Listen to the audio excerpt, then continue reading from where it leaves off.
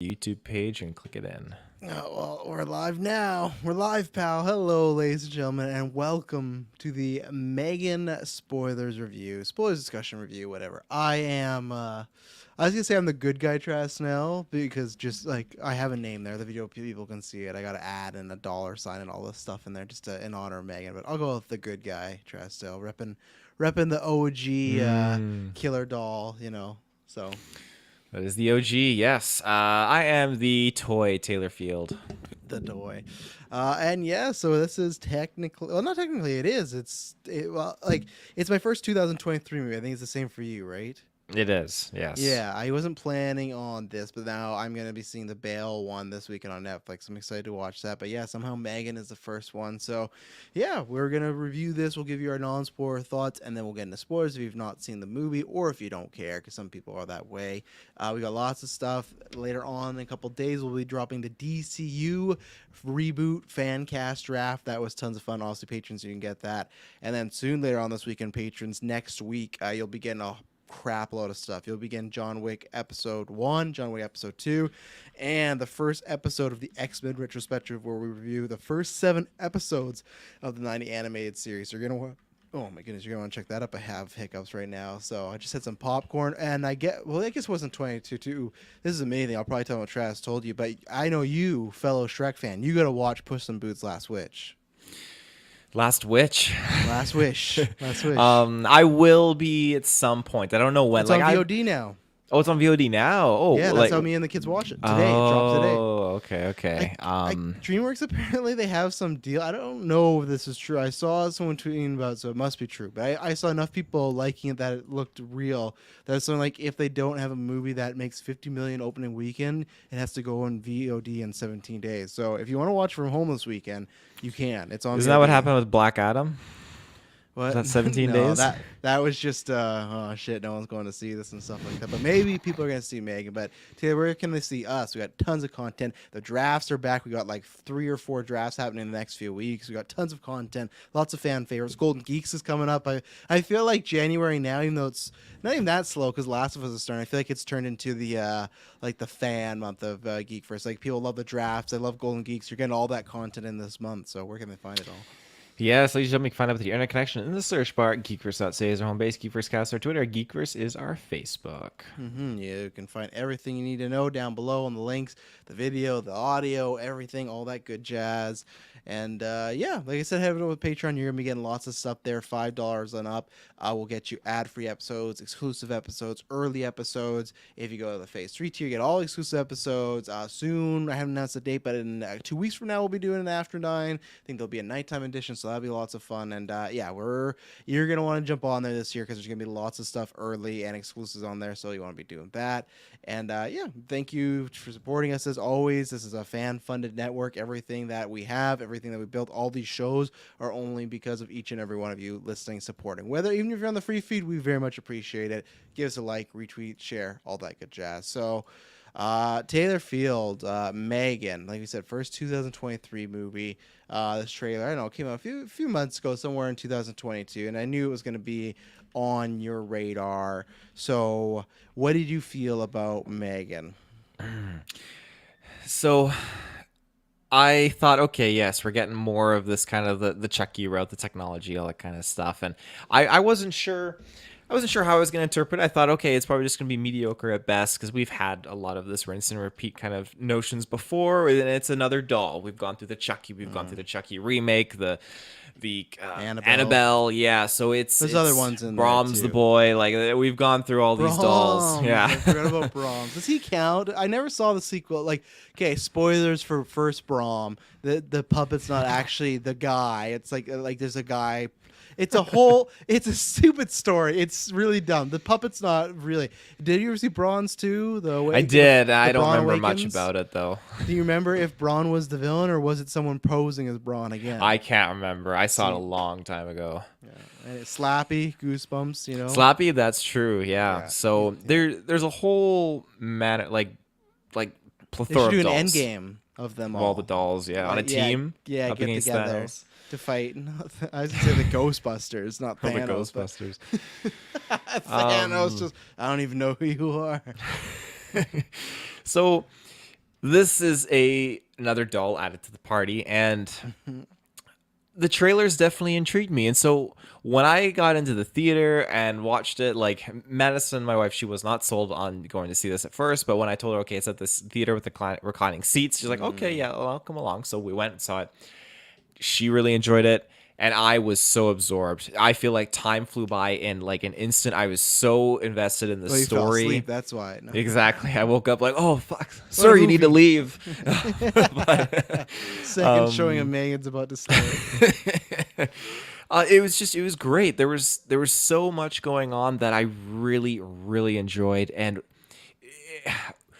one of my biggest things going into this year now for me when I watch movies, I think this is something I kind of I adopted in with Avatar 2. Uh, if it's if it's really conveying not just like the the actors and the developments and this and all this kind of stuff. Story is a big thing for me, and I feel like this was a really really good story.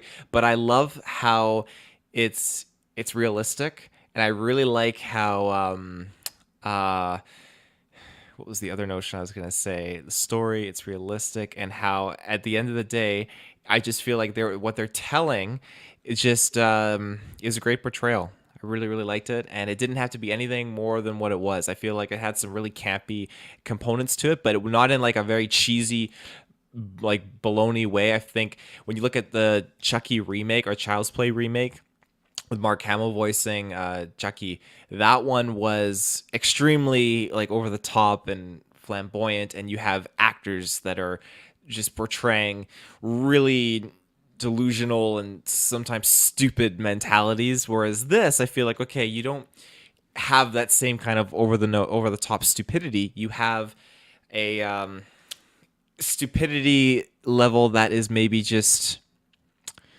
it's the Jurassic Park approach. Like your scientists Mm. didn't they didn't stop to see whether or not they should. They just kept going to see whether or not they could. And I like how that's kind of like I an don't think approach exactly like here. that, but Paraphrasing. Uh, I just think that this is a movie that you need to see. I already want to see it again. I think need you to need to see. see it. I want to see this Okay. again in theaters, and I'm so tempted to literally buy another ticket to go see this because I really really enjoyed it, and I feel like one was not enough for me. So Wow. Oh, look, he left. He left to go see the movie already. He left me alone. No. Okay, let's everyone chill here. Let's bring it back down to reality here. Because I've sat through a calendar year, I guess not a calendar year. I feel like a year. I don't know when it started.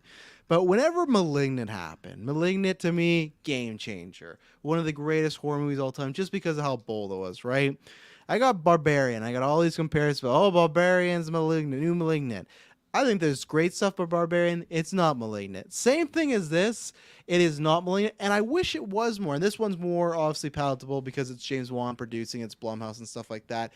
But it's just like with me, I guess Malignant wasn't Blumhouse actually. That was what the hell was it? That was Warner Brothers. But that's I think there's some things where I don't think this is a bad movie. I just think that for me, there's two things that I have in my mind here where I don't think the movie's anything that special or unique. Like I think the story, other than having a 2020 to 2022 setting, there's nothing. Same writer as *Malignant*. Okay, thank you, S Bubs. And see, like there's signs of it there, and I'll get to that in a second. But um, other than I think a few moments, the movie, and this will be getting into spoilers because I don't think there's anything other than some of the AI current day stuff that's really that new. Like I feel like it hits on very similar themes, especially with Chucky and stuff like that. But I don't think there's like it doesn't reinvent the wheel, which okay, I thought that's fine. If it doesn't reinvent the wheel, we're gonna do this because what the first trailer we have this doll dancing and she's hunting a kill guy, right? So I'm like, okay, doesn't have to reinvent the wheel, but let's get a little nuts, as Michael Keaton would say in Batman '89.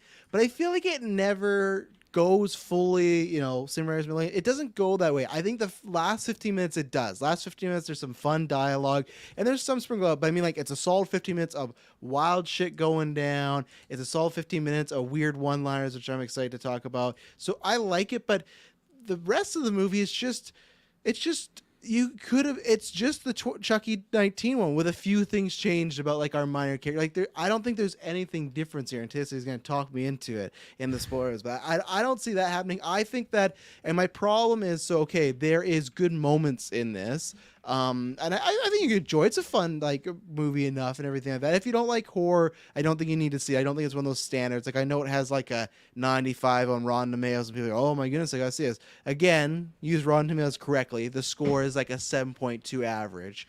I I can't recommend this other than if you're a big horror fan. I think you'll enjoy it. I don't think it's one of those you have to see. I think it's one of these you can easily wait till VOD. I think it's one of these things that for me, they have what I was saying. They have good moments in this movie, but the problem was I think they showed 90% of them in the trailers. That's my thing. That all the moments that were going to be very shocking, none of them were shocking, other than I'd say the last like okay battle confrontation.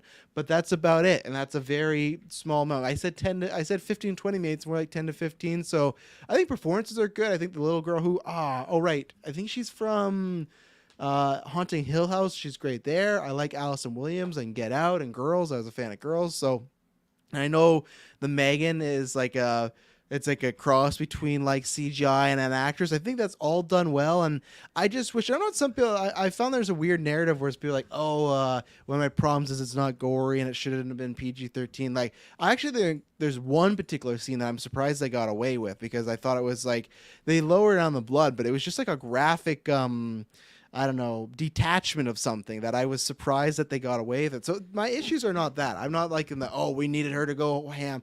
I don't think so. I just think that either we need something more unique, which it wasn't, or we need some more craziness. I wish it got more wild, but it was pretty paint by numbers. If you've seen a killer doll movie, this is it. It's just updated. That's all I can say. And yeah, I think that's it for non-sports. Anything else, Taylor, you want to point out before? Who's making the comparisons to Malignant? Because I've I never saw seen it anything again like that. all over my timeline before of like, and probably because of that, right? Same writer as *Malignant*, so that's probably why it's compared to that. So again, I didn't mean to show it again. I suppose getting lots of plays. So no, I'd seen it a little bit before, and you even said though, you said before I saw you like, oh, there's some camp in there. I think there's a little camp in there. There's some moments, but I don't think it's too. I don't think it's too campy. I don't know. It's I'm in a weird place with this one. I feel like this is Barbarian. I feel like this is X for me. I feel like this is the biggest one, Smile, where people are just over the moon. And to me, Barbarian's the best out of those. Again, I really like Barbarian. I always sound so negative on it. I just have some big character decisions. Go back to me and Taylor's review. I'm excited to talk about Golden Geek. It's like some character choice where I'm like, I can't get in this. But it's a pretty paint by numbers. I don't think you have to see it. But if you're enjoying the memes, then you can go. I guess go spend some money on it, you know? Anything else on spoilers? Um. Oh no, I'd just be reiterating more of what I said, so we should get into it. Well, we'll take our first ad break, and then we're gonna get into spoilers. So we'll be right back. And we're back. So, because you were fucking letterbox, you were talking about this and stuff like this. So, anyways, let me lay out a killer doll movie. Usually, it's adult kid gets grown attached to the doll. Kid trusts the doll more than the parent. Some suspicious things start to happen. The adult figures out that the doll is the person. People don't believe that person, and then the finale is always the doll comes alive, goes crazy, and everyone goes, "Oh, I believe you." And most of those people get killed, and sometimes people look crazy, whatnot. This might be different because it's AI, but that's a killer doll movie. Is there anything that I'm missing that was in this movie that I didn't say? The bond, no.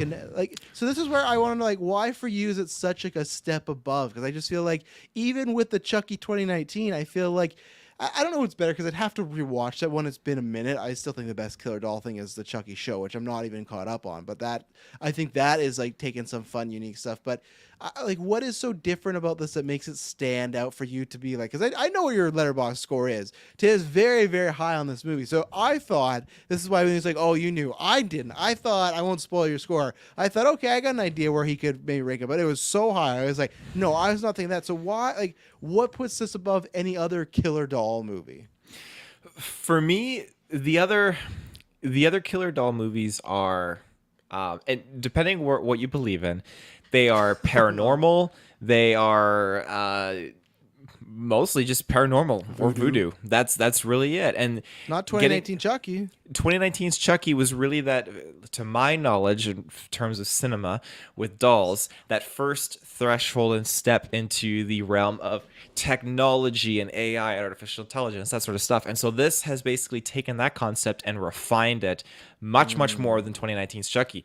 And I like it because what we get to see here is a well-explained situation of very impressionable child, very young, going through very serious trauma that's not properly dealt with, and is being just kind of displaced, where you can swap Megan out to be anything, yeah, like electronically, an iPad, TV, whatever, just to fill that void of what the parents are supposed to do. And I think that was the first thing coming into the gate with this movie, is how society is removing parents and allowing technology to raise our kids. And that is such a big thing that is happening left, right, and center, no matter how you paint it.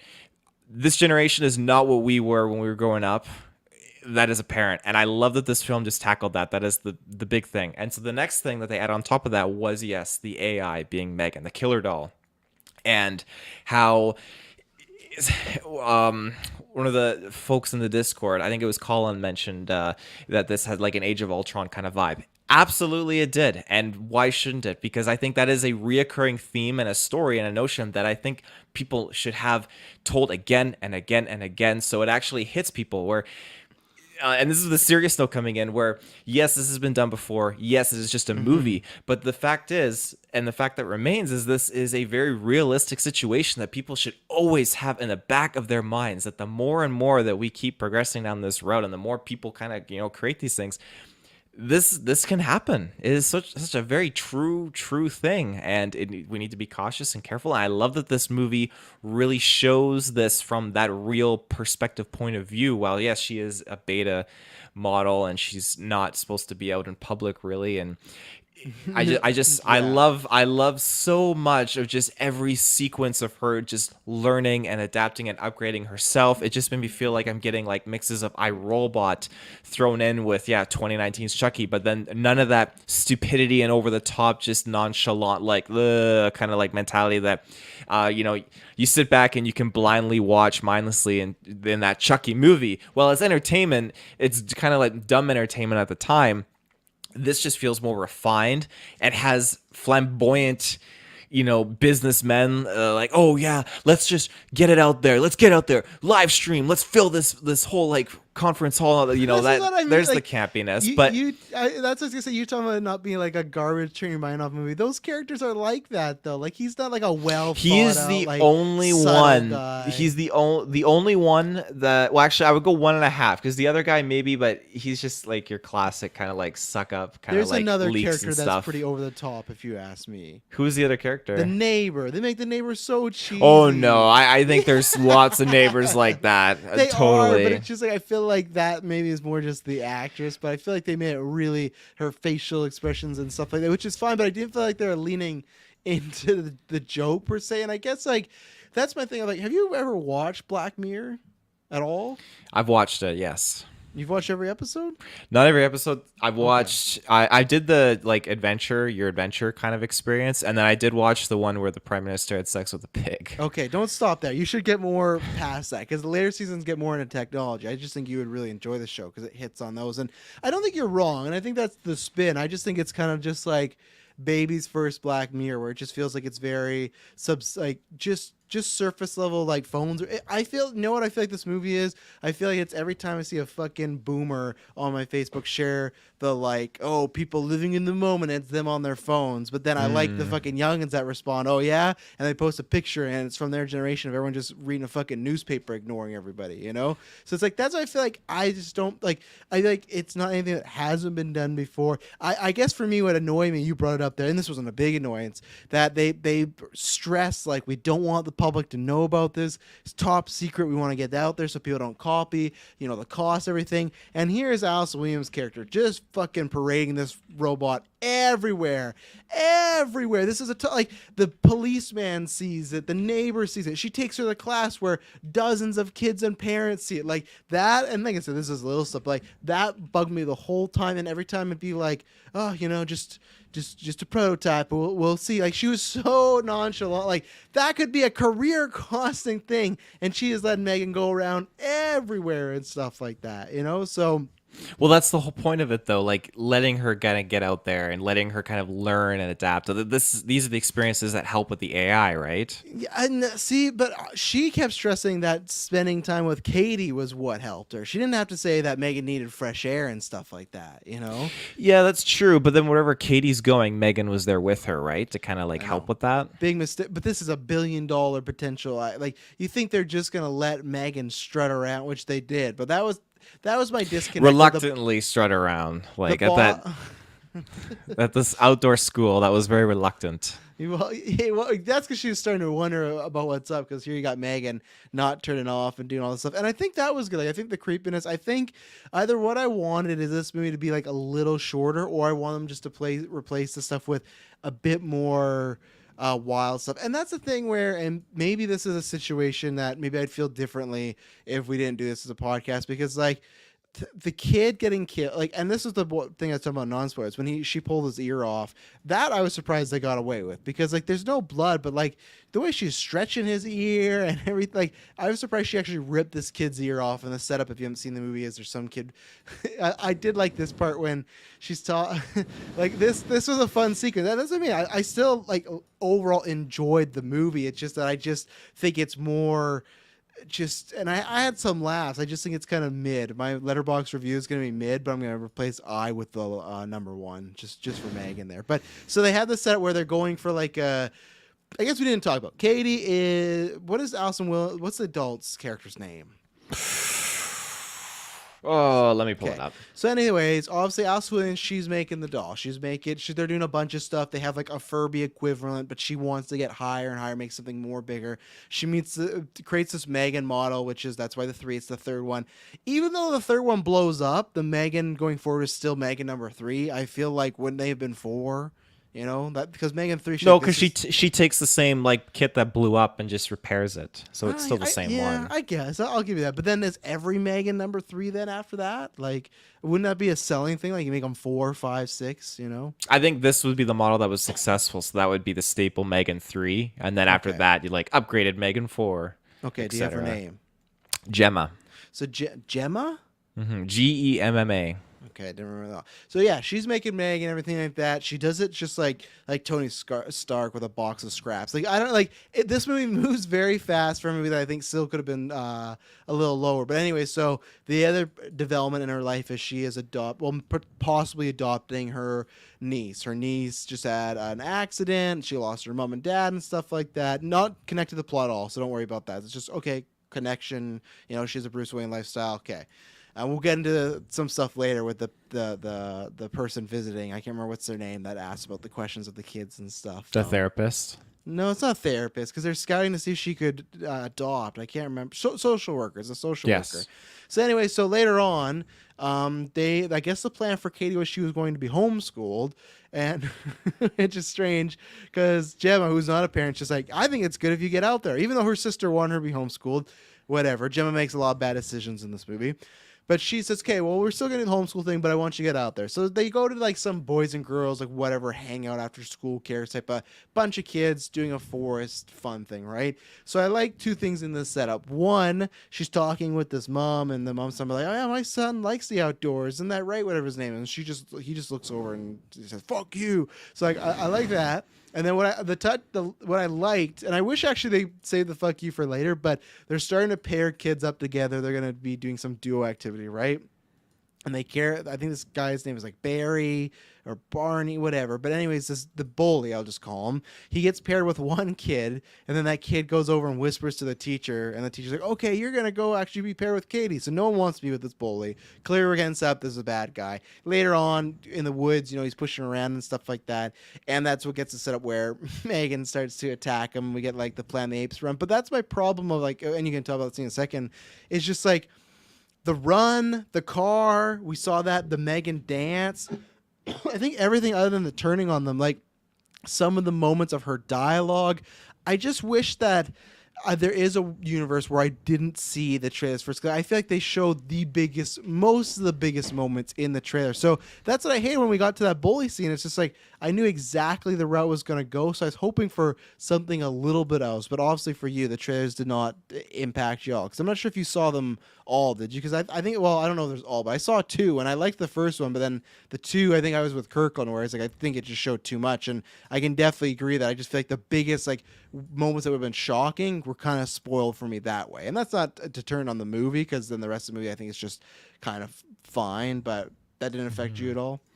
Well, I believe I just saw one trailer, Okay. and like it had the ear pull. Well, maybe it didn't have the ear pulling, because I know it had like the running on all fours, run, and I know yeah. like he was holding his head or something in there. So like I knew there was something going on there, but yeah, I just thought that like I knew it was coming, but it definitely wasn't like a takeaway.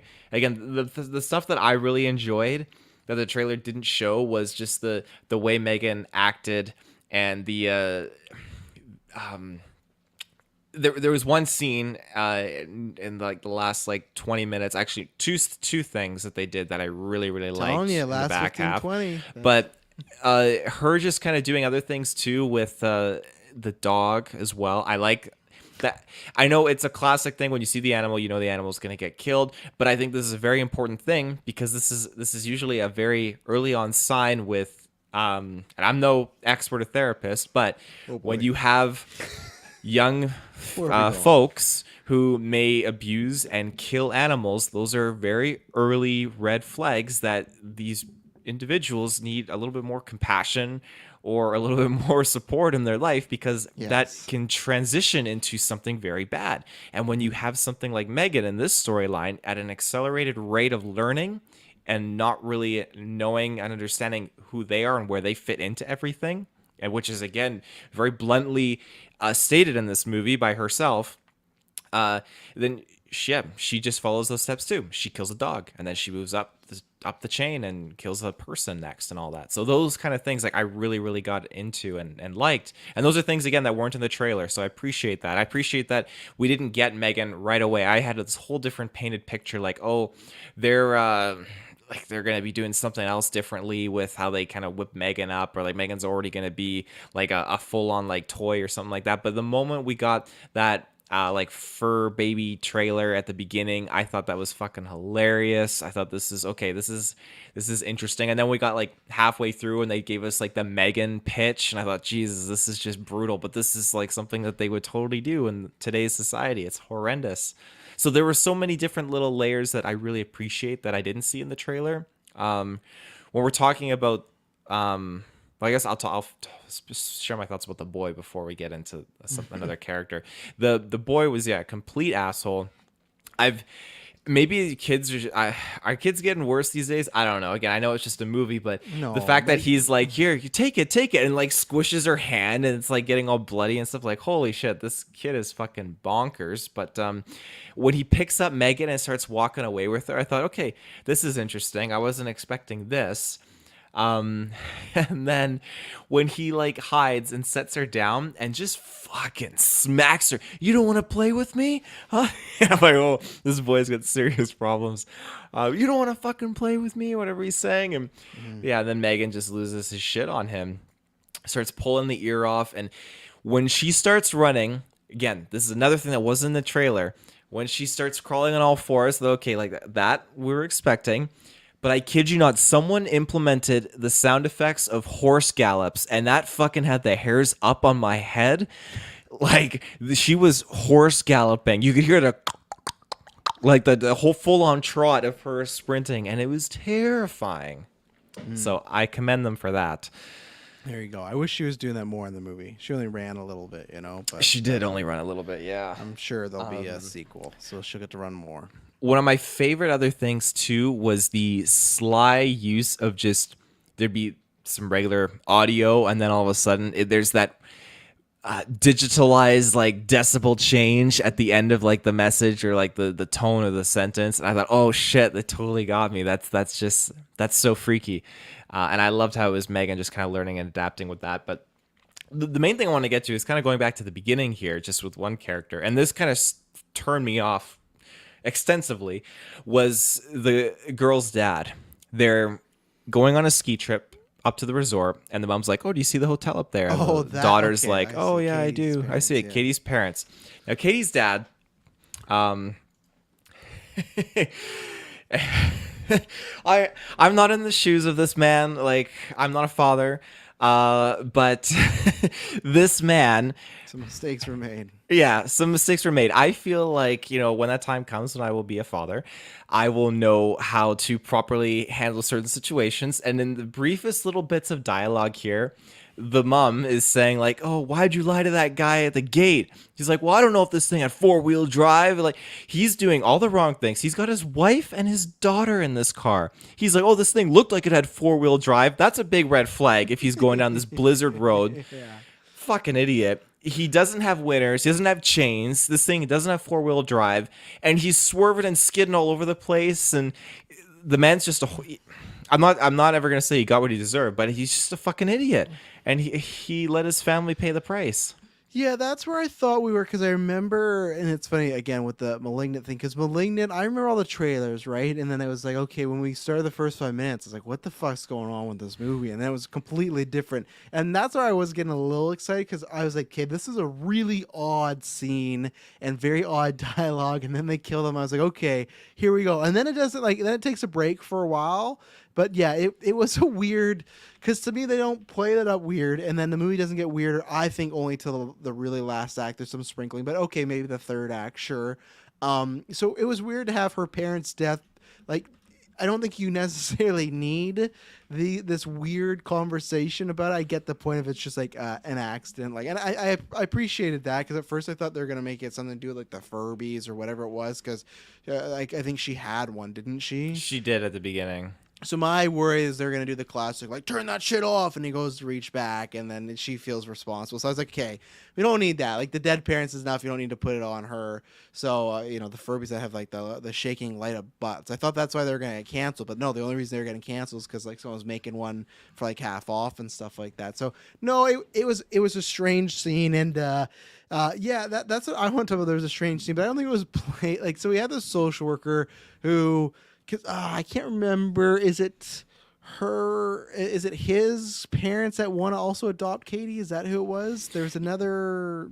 Yeah, I'm pretty Yeah. sure it's his parents, and they were weird from Florida, is how they put it. Yeah. So that's an example of okay. So the sister, Gemma's sister, passed away, wanted her to have custody, but then the parents are all saying, "Hey, we would like to have custody," and the idea as well, Jenna, and they put this out. They I think they beat you over the head with it that she didn't want kids. Not the fact that she doesn't like kids, just like she wants to have a career, she doesn't want to have family, she wants to focus on this, and that's the whole arc. Eventually, she chooses family over a career and everything like that, right?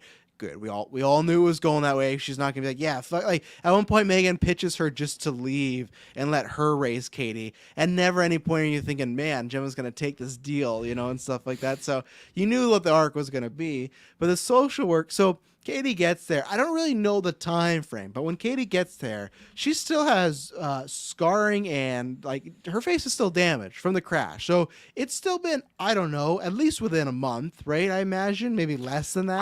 I think it's probably like a week and a half to 2 weeks. So that is my issue there, and it's fine. It's just like little stuff we point out, but like so, social worker's first meeting. Okay, she comes up, and there's a scene earlier where Katie wants to play with Gemma's toys. Gemma's like, no, these are collectors. Like, I can find some other stuff to play with. And then later on, the social worker comes and says, oh, she needs some toys, and what about these? And then Katie's like, those are collectors.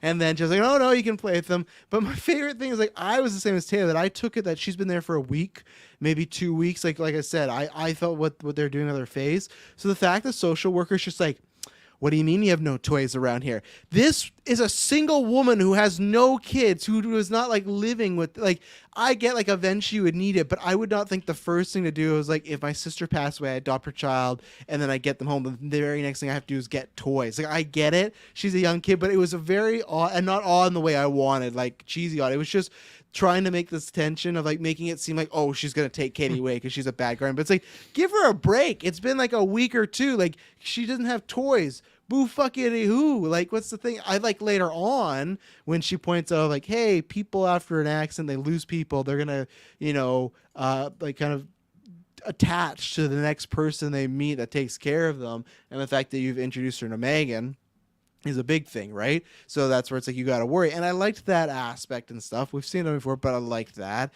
I don't think it was, I was surprised that she kind of turned so easily at the end. I thought there was going to be a scene where she really had to pick between M3gan and her auntie, but she really didn't. She just fucking threw on those bob gloves and just started kicking ass. And that's what I love. That I wanted more of the movie to be that, because there's a setup where kind of finally, because Katie and Gemma, they're oil and water. They're not getting along. Not even like a hateful way. They just like, she didn't want a kid. She misses her parents. You get the picture, right? But she finally starts to win her over, and that's why M3gan kind of gets created. She starts to win her over because she's like impressed by all the things Gemma can make and do and all these things. So she introduced her to Bruce, this prototype where it's like, you can put on these gloves, and you've said it's just real steel. It's a robot you can move around. So what I very much appreciate in the finale is, at one point, M3gan has Gemma dead to rights. It's over for her. She's going to die. Katie, the little girl, comes in the door. She has the gloves on. She turns Bruce on, and she just starts kicking the shit out of M3gan. She rips M3gan in half. So that stuff I loved. I thought that was fantastic. I was like, yes, more of this, like really over the top stuff. Maybe if we got a sequel, be all the way that. But yeah, the social worker stuff I think worked enough for me. But there was an odd, like, I don't know if I get why she's there, because they were pointing out the idea of M3gan bonding with Katie, but I think you could have done that with another character. And if it had to be the social worker, I don't think you need the tension of she might take Katie away, because I just feel like we didn't need that. That wasn't a big theme in this movie. It would just be mentioned a couple times where the social worker would like look at her and like take a couple notes. I get it, but I think we would have just been fine with the killer doll doing her stuff, because like what I was waiting for too was like when they start that storyline, it's like, oh, is M3gan gonna start fucking with her and make her look like a bad mom? But she never really did that with Gemma. She didn't really mess with her. She was just going around murdering people and covering up. So I was kind of surprised they started this idea of maybe her losing Katie, but they never went through with it, So yeah, the thing, like, I've never really met a therapist, like social worker like this, so I can't comment fully. But the thing that kind of turned me off from her was when she was like, oh, still in your pajamas. I'm thinking, okay, this girl's parents just died. You let her sit in her pajamas for the first yeah. week or two. Come on, Get like, your clothes on. Yeah, you're not going to like And she's Sunday homeschooled. school. She's homeschooled. She's Yeah. gonna be homeschooled. So it's like, Yeah. So after that, though, once we kind of like start picking up the pace, and yeah, I love the ending when we do get that real steel fight between Bruce and M3gan. I think that the symbolism from that is great, where you can have technology that's independently thinking, where it's very dangerous, and the cons associated with that. Then you have technology that is capped to a point and very much within our realm of control, where we have our hands on the trigger. I love that. That is what, it triumphs. It comes out on top. So I think there's some cool symbolism there. Yeah, when she just got ripped in half, I thought, okay, well, she's definitely not out of the picture yet. She's gonna be crawling around, and yeah, just totally freaky. Everything about that was great. I loved it. And then we get before that, leading up to it, where M3gan is playing the piano, and she's just like, she's trying to like reach. Yeah. She's trying to reach to Gemma and kind of like formulate, like, hey, like we can have everything we need here together. Wanted a daughter. Yeah, like she's mapped it all out, and I really like how she did this and thought it through and processed it. And so when Katie comes in, and then the first thing that M3gan does is covers Gemma's mouth and then starts speaking in Gemma's voice, it's just like, fuck, this is so freaky. But it was great. And then they do the bullet train thing where it's like Brad Pitt and Brian Tyler Henry when they're fighting over the gun, but it's like this, they're fighting over like a pen here, and it's the same thing where, and then there's two lines in the finale that just got, and there's lots of stuff too that people like when the bully said fuck you to his mom, like there's stuff that I laughed throughout, so I liked it. lots of people are talking about how funny it is. I didn't find it as funny as other people, but the two lines in the finale I really liked was one, she's like, "Oh, okay, like Gemma, is everything all right?" And Megan just turns to Gemma and is like, you say anything, I'll rip your fucking head off your shoulders." I like that. That I guess that's because that just feels like Chucky to me. That's what I like, because I love when Chucky just gets so X-rated out there, his threats. And then the other one later is they keep this reoccurring thing. It's not even a joke, but just a reoccurring thing about who the primary user is, right? And that's Katie. And at one point, Megan turns on and starts listening to a conversation. And that's when she learns about death, and that's before the dog and stuff. So that kind of populates the ideas. But then Gemma's like, "Hey, you're not supposed to be listening to this." It's like, "Oh, you're not a primary user." So they switch it around. So they, or not switch it, they add it. So it's like, okay, Katie is the primary user, but also Gemma is secondary. So if Gemma gives command, she'll also, quiet, mute, turn off all that stuff. And then later on in this big fight that Taylor's talking about, yeah, she's ripped. She comes back. She's like throws, she Gemma's out of the picture. She's like knocked out unconscious or something's going on with her. So it's Katie, the little girl, versus Megan. At one point, she throws her against the wall, and Megan's like, turn off. I'm your primary user. You have to listen to me." And then she's just like, "I'm the primary user now, bitch." And just the fact that she said it to like this like 10-year-old girl, that got me. And again, very like, to me, Chucky-isms. So that's why I guess it's like, I always go back to, it's not to me like super unique, but I enjoy that third act a lot. And then Megan gets a huge gash down her head, and they had to like completely take out everything of her head, like take the mask off, they take the face off. They had to get to that chip, Yeah, I did. I like that scene too. Yeah, she's holding her up and she's like, "Oh, you ungrateful little bitch." Yeah, I'm the primary user. It just totally lays her out. But yeah, gets the gash. Then they had to really dig in there. And I liked how when they got to her under like skeletal layer, you could just see like her like eye socket things like looking around, like it's just totally freaky. But when she was like holding Gemma down, when Katie kind of like crept out, Gemma manages to get the water and throws it on her. And this is where I love there's no demonic notions or like paranormal stuff at all, but this whole sequence here just felt so demonic, because when Gemma escapes from the grasp of Megan and crawls away, Megan's like stuck, paralyzed from the water shock for a bit. She like kind of reboots her systems, and then she like turns around and she's twitching and moving like she's fucking possessed. And I love that so much, because she's totally twerking out and fucking like loosey goosey, and the movements were fantastic. I really, really like that. Well, and I feel like for me, it's kind of like a spin on the dance from like earlier when the third act starts, because I feel like she's moving in the dance way, but it's like if the dance was all fucked up, because she's like moving side to side, she's doing like moves, and it is just like you said, because it is the water and she's frozen. But I almost took it as like a parallel to that scene, as like weird movements, but now she can't. I was kind of surprised that water took her down so easily. Obviously, didn't kill her, but I was surprised that this doll like that was, it would just take it down. Like I guess that's the same. I guess the same thing with our phones, but it's just like with Bang, and I was expecting a little bit more, but no, water's a weakness. And with the end of that finale, of course, they're walking away, and the house camera starts to move. So I imagine there's like a little bit of Megan left in the programming and stuff like that. So I don't know. Well, yeah, because that's something they alluded to earlier on when Gemma's just sitting there kind of trying to look through Megan's files or like corrupt files, and then the house speaks to her, because the house obviously has it's an AI house, and it's like, "Oh, Gemma, like you seem stressed. Like, would you like have your evening tea or something like that prepped?" And yeah, it's just super unsettling. And then of course Megan appears right there in front of her. Yeah, and you talked about earlier. I appreciate her playing the piano too. That was fun. Yeah. Try not to wake Katie up though, but she's playing the fucking piano. They just want her to play the piano. But Yeah. let's take our probably last ad break. We'll be right back. And we're back. What more do you have to say about this one, Taylor? Everything about her just kind of being like shut down process, and this is where we get the fake phone call from one of her staff members, and it's really Megan portraying her. I love that. And yeah, they go in. I'm glad they didn't die. The two tech friends. I'm glad that they had their match made with them, but they survived it. And when Megan escapes, does her dance thing.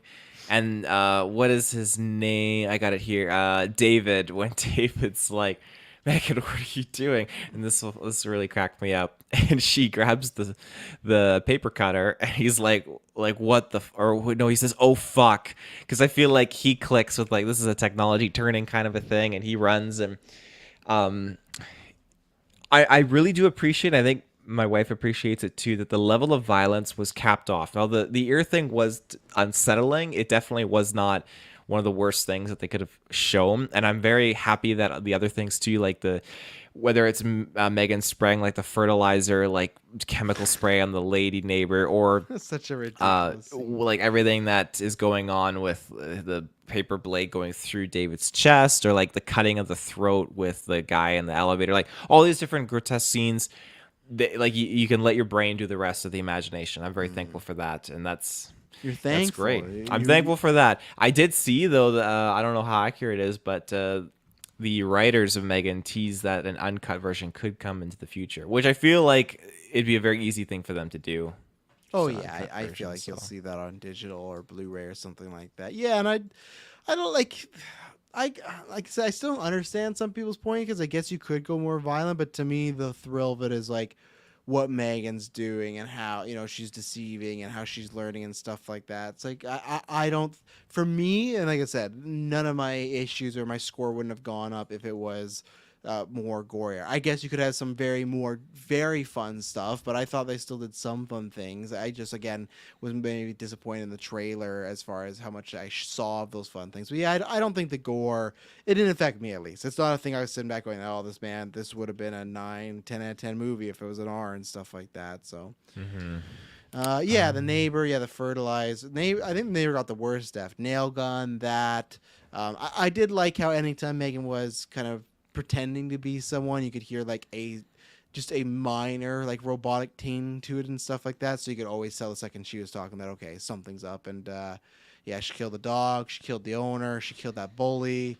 She killed the business owner and his partner who just kept trying to impress the business owner, but every time it just got shut down. He was like his assistant, And he and leaked secrets too. I thought that's where mhm. the sequel was gonna play, and like this other company was gonna kind of like run It with could. the Megan stuff. It totally They're could. They still could out use it. there. She said you leaked them, right? So unless she was, I wasn't sure too. Like, did he actually do that, or was she just like doing that in the moment with her mind because she can control AI? Like because you never know with Megan. Like either way, I think those would get out there and people would create another one. And it's much like Chucky. Chucky has a soul that's out there and always needs something to attach to. Megan's an AI now. She's in the home and stuff like that. But yeah, the neighbor's death was. I would. And this was such a weird fucking scene. So they happen within like 24 hours of each other where the bully dies and then the neighbor dies. They had the problem with the dog. The dog bites Katie. There's this whole dilemma of the dog was kind of getting like a ball went over there. Was it a ball or something went over No, the there? arrow. The arrow, right? Thank you. The arrow went over there, and Katie went to reach it, and it's something like the dog bit her, but she actually reached for the fence that was like had a big hole in it and stuff like that. So she wasn't couldn't really do anything as far as like a lawsuit or something. So like you said, Megan sees this happen. At one point when Megan gets eaten by the dog and she comes up, her hair is just a fucking disaster and she's covered in dirt. But Megan kills the dog and then kills the owner, like we said. And then so when they killed the bully, they took, obviously statements from everybody. And then like 24 hours later, this neighbor dies. And the cop, not a great actor. He's This like is a breakout performance here. it's not just him, it's also the writing too. Again, it's just like maybe they're trying to make this be cheesy, but I just feel like it didn't play the way they want to, where he's like, oh, so this is the second time we've questioned you. She's like, excuse me? He's like, oh yeah, the boy's murder there. Or I like shouldn't laugh. the boy's death, yeah. And then she's like, oh well, that was an accident. Like why would I have anything to do with that? He's like, well, actually, we found out it was an accident. We found his ear like 10 meters away, and it was a murder. And she's like, are you implying something? He's like, no, we just talked to you twice. It's interesting. And that's this fucking scene. And I'm like, why is this here? What are we doing here? And maybe that's what I can appreciate. Where some people will malignant, they aren't in on it, they don't love the jokes. Maybe this one wasn't much for me. And maybe on a second watch, and maybe I'll watch it at some point again, but I don't see it in the very near future. But it was one of these things where it was strange because it was much like The Social Worker, where I didn't feel like they were playing it for comedic. I feel like they're trying to for a second play it like, oh, he is suspicious of her, but then right away he's like, no, it's just funny. It's just a or what is it? It's just a coincidence. We're interviewing you again, and it's like, oh yeah, and they move along. It's like, all right, this fucking cop. Thank God he didn't come back. So Yeah, cop was very questionable. Must they'll have had like kill a him in the late night. sequel. Yeah, they'll kill him in the sequel. Yeah, the death of the neighbor, very brutal. I I really really liked it because this was like this was Megan like full on like actually killing someone Mm. herself. Like she definitely instigated the boy to die, but the boy died, another by other means. So that was Mm. she didn't kill him yet. This is the first kill. And so it was very well done, very just built up. The way that they shot it was great because, yeah, she's playing dog sounds. And obviously the neighbor's like, oh, where's my dog? And it kind of follows the sounds, goes to the garage. And then you just see, like, you hear the dog whimpers from this dark little part of the garage. And then you see the eye shine. And then you see Megan start to rise up. And she's like, I don't understand. Where's my dog? And Megan's like, 37 degrees south, buried 5 feet under. It's Yeah. like, holy fuck. God damn. And I really, really liked how quick she was with her responses. Everything from that moment on was just great. Like I thought we were having a conversation, Gemma. Like she just took control of every situation she was in when she talked. And that was one of the big things that just had me really, really invested. I think it was after she killed the neighbor.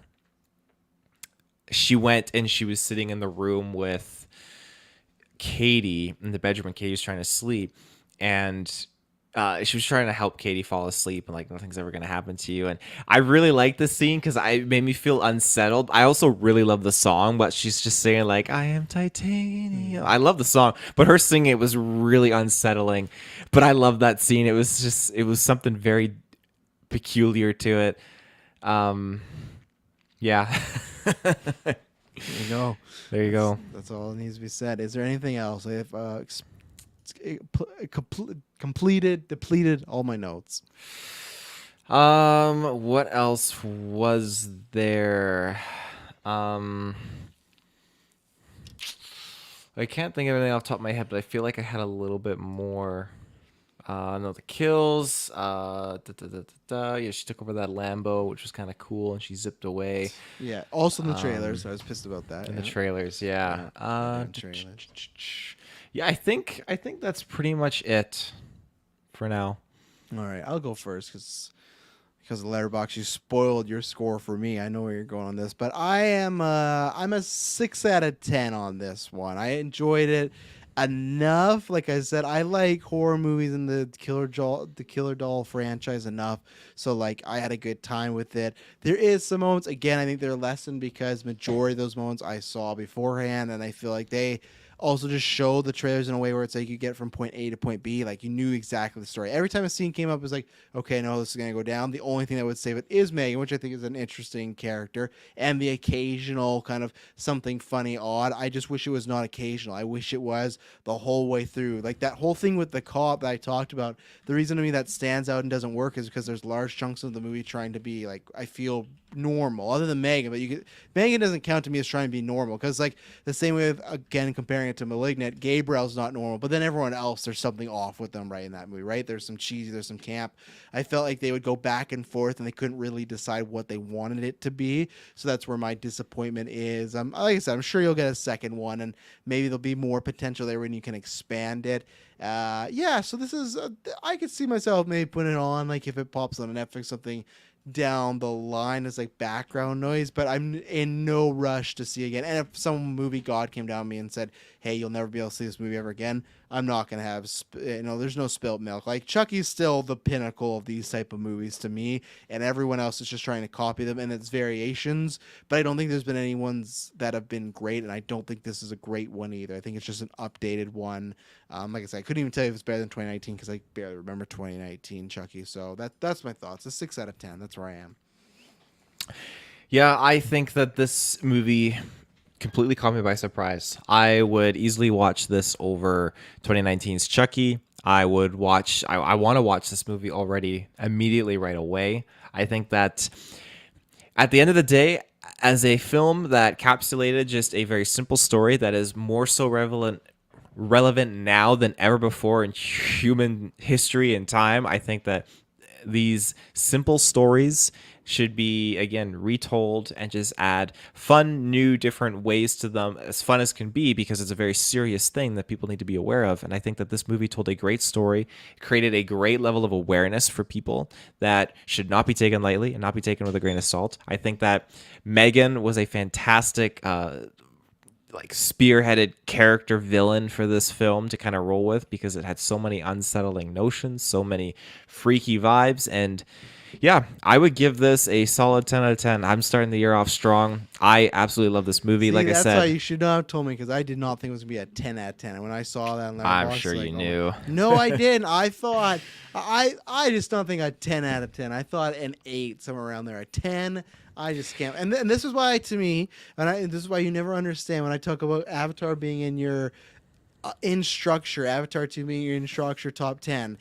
In your rankings, Megan should be in your top 10, because that's a 5 out of 5. Avatar's a 4.5 out of 5. It does not make sense for Avatar 2 to be in your top 10 when you have multiple movies from this past year rated higher than it. In top 10 of all time. Yeah. Well, Avatar 2 might get the boot though, because I've been adding more movies in there. I threw like Aliens in there, and then I threw there's another one I threw in there. But even then, too. from this year, there's movies that were higher than Avatar 2, or from last year, and Avatar still beat them, you know? Yeah, because it's a damn good movie. It just really resonates. Really resonates. But yeah, this yeah. Well, where was it going with my thing? 10 out of 10. 10. Yeah, I want to rewatch this movie again. I feel like I'm gonna watch it many a time over, and I'm certainly going to buy a hard copy of this film. This was a really damn good movie. I highly recommend it. I really do. I think everyone needs to see this film. Oh, well, there you go. That was our review of Meg. And let us know on in the Discord, Twitter, Facebook, YouTube, wherever you consume this podcast. Let us know if you've seen Megan. And yeah, if you've scored this higher than everything ever all at once, I cannot trust you. I can't trust you. Can't trust U.S. Clagent and a bunch of people that I've moved to a DTA list. So until next time, it'll not be boring. Bye bye.